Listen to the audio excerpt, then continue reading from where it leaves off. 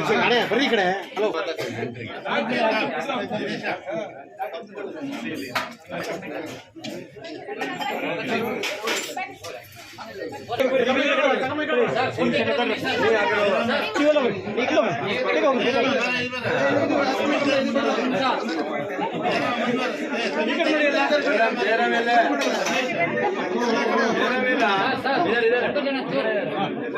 Number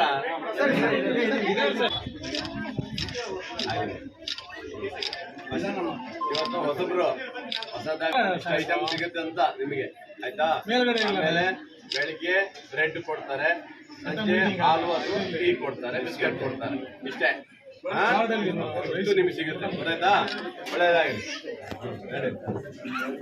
ಒಂದು ಟೆಂಡರಲ್ಲಿ ಏನು ಅವರಿಗೆ ಅಂದರೆ ಅಡುಗೆ ಇಟ್ಟು ಅವರಿಗೆ ರದ್ದಾಗಿ ಈಗ ಹೊಸದಾಗಿ ಸಾಗರದವರಾದಂಥ ದಿನೇಶ್ ಅವರು ತಿಳ್ಕೊಂಡಿದ್ದಾರೆ.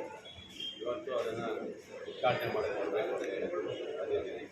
ಇವತ್ತು ಇಲ್ಲಿ ನಮ್ಮ ಹಾಸ್ಪಿಟ್ಲಲ್ಲಿ ರೋಗಿಗಳಿಗೆ ಅವರಿಗೆ ಒಳ್ಳೆಯ ಕೊಡಬೇಕು, ಆರೋಗ್ಯಕರವಾದಂಥ ಸುಖಗಳನ್ನು ಏನಿದೆ ಸರ್ಕಾರದ ನಾಲ್ಕು ಪ್ರಕಾರವಾಗಿ ವ್ಯವಸ್ಥೆ ಮಾಡಿದ್ದಾರೆ.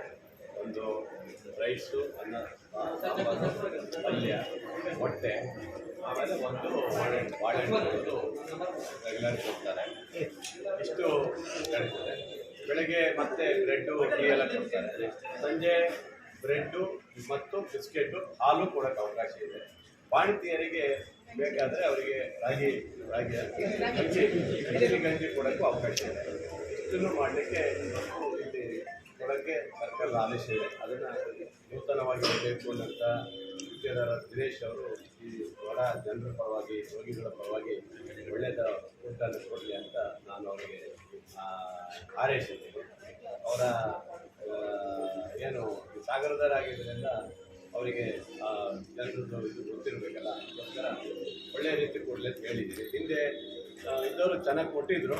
ಸ್ವಲ್ಪ ಹೋಗೋ ಟೈಮಿಗೆ ಲಾಸ್ಟಿಗೆ ಸಣ್ಣ ಬಾಳೆಹಣ್ಣು ಕೊಟ್ಟು ಹೋಗಿದ್ರು, ನೋಡಿದೆ ಅದನ್ನು ಕಂಡು ಹಿಡಿದೆ ನಾನು ಒಂದು ದಿವಸ ಬಂದು. ಅದಕ್ಕೆ ಈಗಾಗಲೇ ಅವರಿಗೆ ಬಿಡಲ್ಲ, ನಾನು ತಡೆ ಹಿಡಿದಿದ್ದೀನಿ, ಅವರಿಗೆ ದುಡ್ಡು ಕೊಡಬೇಡಿ ಅಂತ ಹೇಳಿದ್ದೀನಿ. ಹಾಗಾಗಿ ಸಣ್ಣ ಬಾಳೆಹಣ್ಣು ಯಾಕೆ ಕೊಡಬೇಕಾಗಿತ್ತು?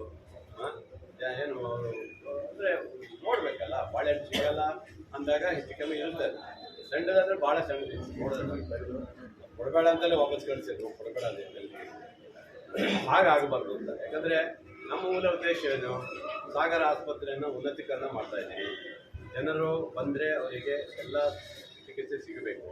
ಈ ಆಸ್ಪತ್ರೆ ಬಂದರೆ ಇನ್ನೊಂದು ಗೌರವ ಇರಬೇಕು.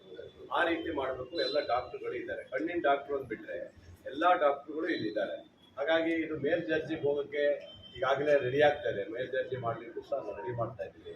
ಈ ಸರಿ ಬಹುಶಃ ಬಜೆಟ್ ನಂತರ ಖಂಡಿತ ಇದಕ್ಕೂ ಕೊಡ್ತಾರೆ. ಕೊಟ್ಟಲ್ಲೇ ನಮ್ಮ ಆಸ್ಪತ್ರೆ ಈ ಸುತ್ತಮುತ್ತಲ ಅಂತದಲ್ಲ, ಈ ಬಹುಶಃ ಇಡೀ ನಮ್ಮ ಶಿವಮೊಗ್ಗ ಜಿಲ್ಲೆಯಲ್ಲಿ ಈಗ ಸರ್ಕಾರಿ ಆಸ್ಪತ್ರೆ ಅಂದರೆ ಸಾಗರನೇ ಫೇಮಸ್. ಅಷ್ಟು ಚೆನ್ನಾಗಿ ನಮ್ಮ ಡಾಕ್ಟರ್ಗಳು ನೋಡ್ತಾರೆ.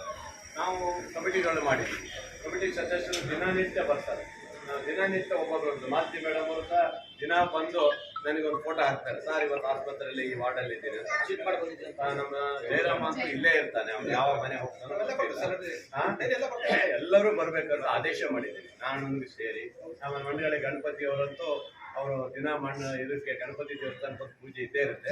ಆನಂತರ ಇಲ್ಲಿ ಬರ್ತಾರೆ ಅವರು. ಆಮೇಲೆ ಮಣಿ ಮಹಾರಾಜ ಅಂತ ಇದ್ದಾನೆ, ಅವರು ಬಹುಶಃ ಇಲ್ಲೇ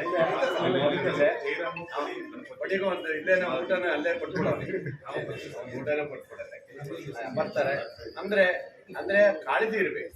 ಯಾವುದೇ ಸರ್ಕಾರಿ ಆಸ್ಪತ್ರೆಯಲ್ಲಿ ಪಾಪ ಬಡವರಿಗೆ ಸೌಲಭ್ಯ ಸಿಗಬೇಕು, ಒಳ್ಳೇದಾಗಬೇಕು ಅನ್ನೋದು ಕಾಳಜಿ ಇದ್ದರೆ ಮಾತ್ರ ಅದು ಸಾಧ್ಯ ಆಗುತ್ತೆ. ಹಾಗಾಗಿ ನನಗೆ ಈ ಆಸ್ಪತ್ರೆ ಚೆನ್ನಾಗಿರಬೇಕು. ನನಗೆ ಸ್ಕೂಲು, ಆಸ್ಪತ್ರೆ ಇಂಥವು ಭಾಳ ನನಗೆ ತುಂಬ ಇಷ್ಟವಾದ ಒಂದು ಜಾಗ.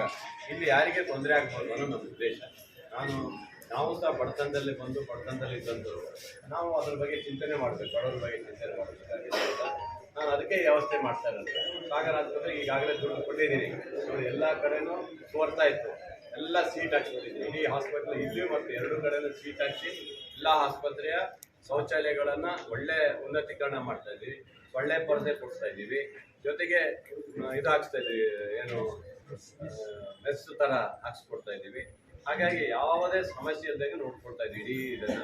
ಈ ಗಾರ್ಡನ್ ಸಹ ಈಗ ರೆಡಿ ಮಾಡ್ತಾ ಇದ್ವಿ, ಗಾರ್ಡನ್ ರೆಡಿ ಮಾಡ್ತಾ ಇದ್ವಿ, ಬಂದವರಿಗೆ ಕುತ್ಕೊಳ್ಬೇಕು. ಆಮೇಲೆ ಒಂದು ನಂದಿನಿ ಪಾರ್ಲರ್ ಹಾಕ್ಸ್ಕೊಡ್ತಾ ಇದ್ದೀನಿ ಇಲ್ಲಿ, ಅಂದ್ರೆ ಬಿಸಿ ಹಾಲು, ಚಳಿಗಾಲದಲ್ಲಿ ಬಿಸಿ ಹಾಲು ಕೊಡಬೇಕು ಅನ್ನೋದಕ್ಕೆ ಅದಕ್ಕೂ ವ್ಯವಸ್ಥೆ ಮಾಡ್ತಾ ಇದ್ವಿ. ಟೀನು ಕೊಡಬೇಕು ಅಂತ ವ್ಯವಸ್ಥೆ ಮಾಡ್ತಾ ಇದ್ವಿ. ಅಲ್ಲಿ ಏನೇನು ನಂದಿನಿಯ ಇದರಲ್ಲಿ ಏನೇನು ಸಿಗುತ್ತೆ ಎಲ್ಲವನ್ನೂ ಕೊಡಬೇಕಂತ ಅದಕ್ಕೂ ರೆಡಿ ಮಾಡಿದ್ವಿ. ಒಟ್ಟಲ್ಲಿ ಆಸ್ಪತ್ರೆಗೆ ಮೂಲ ಸೌಕರ್ಯ ಕೊರತೆ ಆಗ್ಬರೋ ರೀತಿಯಲ್ಲಿ ನೋಡ್ಕೊಳ್ತಾ ಇದ್ದೀವಿ. ಇಷ್ಟೇ. Thank you.